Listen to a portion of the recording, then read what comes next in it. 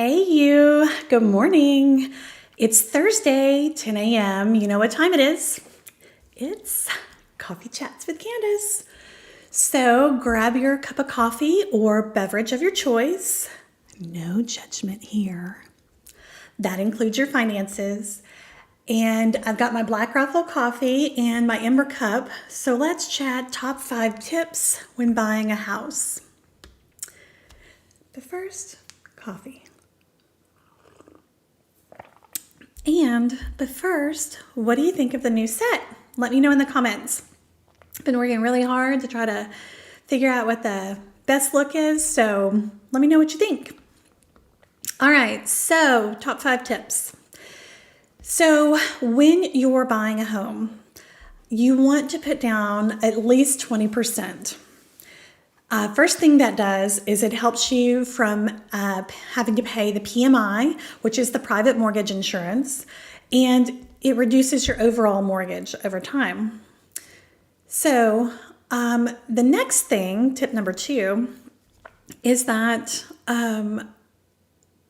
sometimes my brain kind of goes blank. Okay, anyway.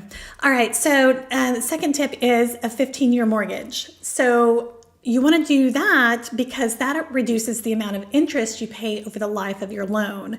So you can pay more than double the amount when you do a 30-year mortgage because that's spreading out the principal for so long, and it's the interest is increasing, like the interest amount, so where you buy a house for $100,000, by the time you're done paying for it, it's going to be like $300,000 once you put in, the amortization of it and after all the years, if that makes sense. All right, so tip number 3, you want your monthly payment, which is principal, taxes, and insurance, to not be more than 25% of your take-home pay. Some people overextend themselves and they get into that habit. Even with renters, do the same thing. They get into that, and then when something comes up, they are stuck and they can't make ends meet because of that. So that's very important. Your home, your shelter, wherever you're staying, that is one of your 4 walls that Dave Ramsey will talk about, is that those things need to be paid before anything else. But you have to have a place to live. And if you don't have a place to live, then you're going to be homeless and or living out of your car, or living in a van down by the river. Any of my SNL friends get that. So anyway, so what you don't realize, or what first-time home buyers don't realize, is that your mortgage payment will go up over the course of your loan due to rising property taxes and insurance. However, your principal payment will always stay the same unless you refinance. So your principal payment is the amount that is going towards your home, the purchase of your home. The principal, the taxes and insurance are going to the homeowner's insurance and to the property taxes. So this always comes as a shock to homeowners, first-time homeowners. I remember when we bought our first home, I was 20. We did a lot of things when I was 20.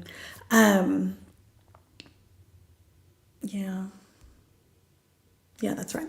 Okay, so anyway, so I was 20, and it was so much paperwork and so many things, and you have to prove all this stuff and do all this stuff. But it's been 30 years. If y'all don't remember, I turned 50 last week. So it's been 30 years since we bought our first home. So trying to remember all that is not always the easiest thing. But whenever you're buying, whenever you're a first-time home buyer, those kind of things, the fees and everything else kind of come up and just kind of shock you. So always, and then when your first year comes up after you've bought your house and your house payment goes up, nobody tells you, and they're like, "Oh my gosh, what's going on? Why is my house payment going up?" And you start freaking out. So That's going to happen. So you need to prepare for that as well.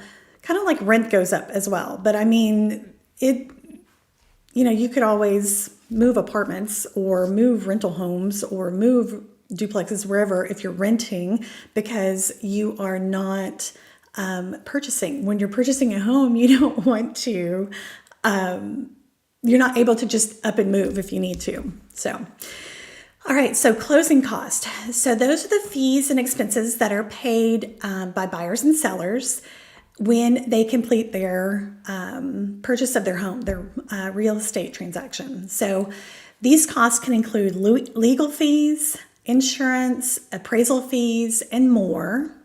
So it's very important to understand this before you do, to understand these, and then also to be able to budget for them, because you have to pay that the day that you sign the papers. For your new home, you have to pay that out. So, and they're paid, like you write the check. I mean, you sign the papers and then you write the check, and then before everything's done, they have to have the check. So, anyway, let me get a drink.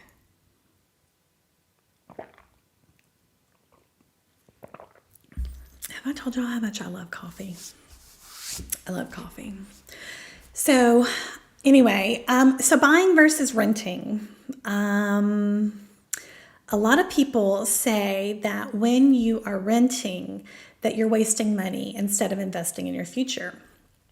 Well, that's somewhat true. However, you should only buy when you're ready for that, because it can be a curse. So that's why it's important to budget for this long-term purchase. Don't rush into anything. Don't let any outside parties, whether it be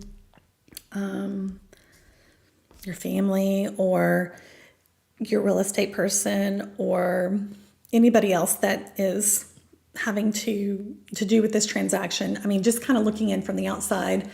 Don't let them sway you into buying more than what you can afford.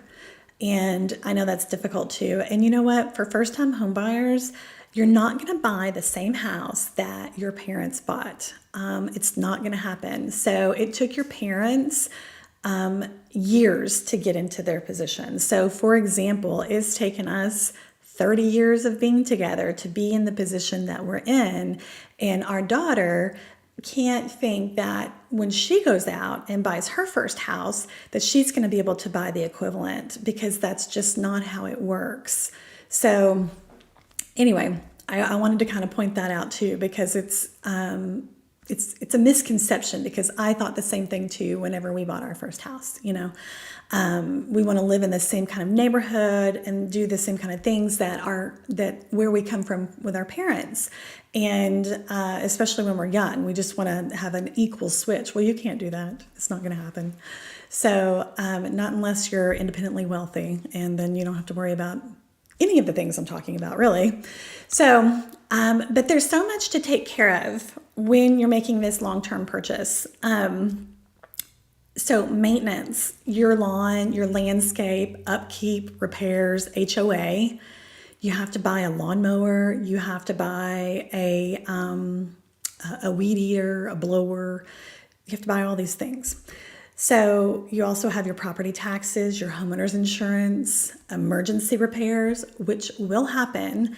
And when you're renting, those things are typically taken care of by the apartment. They'll take care of the landscape and the lawn, and they'll take care of any kind of repairs so that you're not out those things. But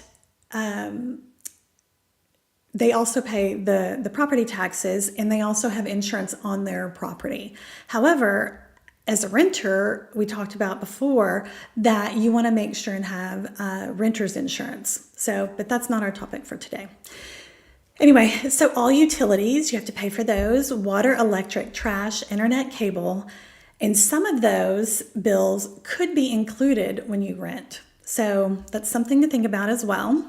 You have to take in all the pros and all the cons and where you're at in your life and your career, everything. So, all right, well, I think I've touched on everything that I wanted to touch on today. So if you have found value in our time today, please comment, like, and share so that my message gets out to more people like you.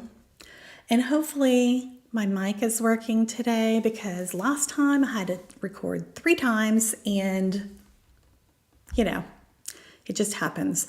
But that's all I have for today. So I will see you next week, same time, same place for Coffee Chats with Candice, where we will chat retirement.